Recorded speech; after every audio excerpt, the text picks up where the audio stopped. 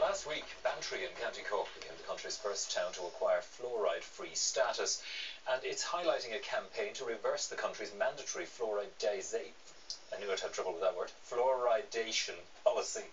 Fluoride has been added to public water supplies to improve the strength of our teeth, but there have always been health concerns. Well, from our Cork studio now, I'm joined by Owen Boyden from the West Cork Fluoride Free campaign and Councillor Diarmuid Murphy from Bantry Town Council. Owen, I might go to you first and try to avoid using that fluoridation word, if you can. How did this come about in Bantry? What happened? This has come about, I guess, the last couple of months through, a campaign to raise awareness to the people of West Cork of the risks being posed to their health through the ingestion of fluoride, and I guess ultimately everybody across the country. And basically there's a campaign launched back in early December there, of which we have 6 or 7 West Cork towns involved with now, including a lot of local residents, members of the business community, as well as cross-party political backing. And the ongoing campaign, the main objective of it, as I said, was to raise awareness, but also to have towns work towards achieving fluoride-free status, which was a new idea we came up with. And this was going on the last couple of months on the back of a couple of events, of a couple of public events we had in West Cork. That was 3 of them that were held in Bantry, Macroom and Clonakilty. They were very well attended and supported. And then just 2 weeks ago we had the first town, as part of the campaign, achieve fluoride-free status, and that was reached due to 6 local businesses having reverse osmosis filtration installed, which basically allows them to bypass the government's mandatory water fluoridation policy, giving their customers a clear choice in being able to purchase fluoride-free water, drinks and food products in West Cork.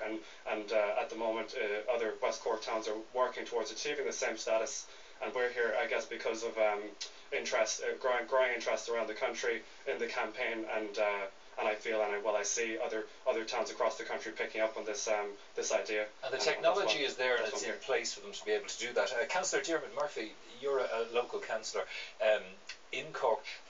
What's the political power behind this? Is it support? Are people opposed to it? I think it's more individual really than party related or political. It's fundamentally a health issue, as opposed to, I know the government have sanctioned that through the HSE, I suppose, that they sanction any county council or local authority to add fluoride to the water. But from a political point of view, again, I say it's down to individuals and individual councillors to make that decision. But the idea that in fluoride was designed to make people's teeth stronger and healthier, and the World Health Organization does support that in low concentration.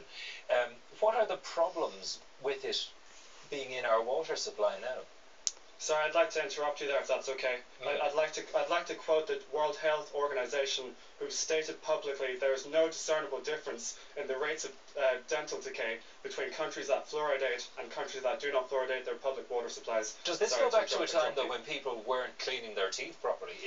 By having toothpaste now and brushing our teeth morning and evening, as we're told to do, does that negate the reasons why we were told it should be in the water? To be honest with you there, Anthony, this was brought about because of a problem corporations faced with getting rid of an industrial waste product that was very expensive.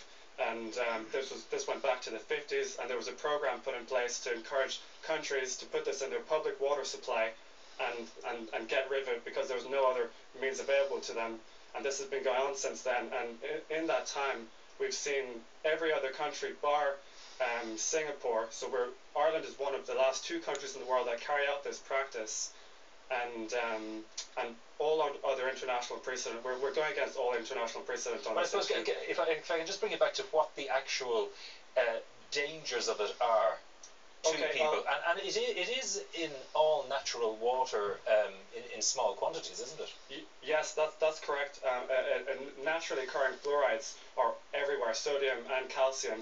but the hexafluorosilicic acid that was banned as a toxic waste product, as a biosolid product by the EU in 2005, is what's being put into our water. And you're asking for a couple of the dangers being posed by the ingestion of fluoride. I'll read you off a few here. That's osteoporosis, arthritis, bone fracture, cancer, headaches, skin irritation, and genetic damage. And you might ask me where I get that from. That was from a list that was drawn up under Fine Gael health spokesperson Ivan Yates in 2001, in which the Fine Gael in 2001 promised to have water fluoridation stopped as part of a pre-election promise. And the World Health Organization do point to those dangers as well, and I know that Emmett Stagg has been lobbying in the Dáil as well to try to get it removed. I suppose we're going to actually have to leave it there, both of you, but this debate will continue, I'm sure, for some time, but it seems to have worked in Bantry. Yeah, that's right, and for anybody interested, you can go to fluoridefreetowns.com for further information. And Anthony, thanks very much for having us on the show this morning. Dermot and Owen, thank you for that. Thank you. Thank you. Cheers.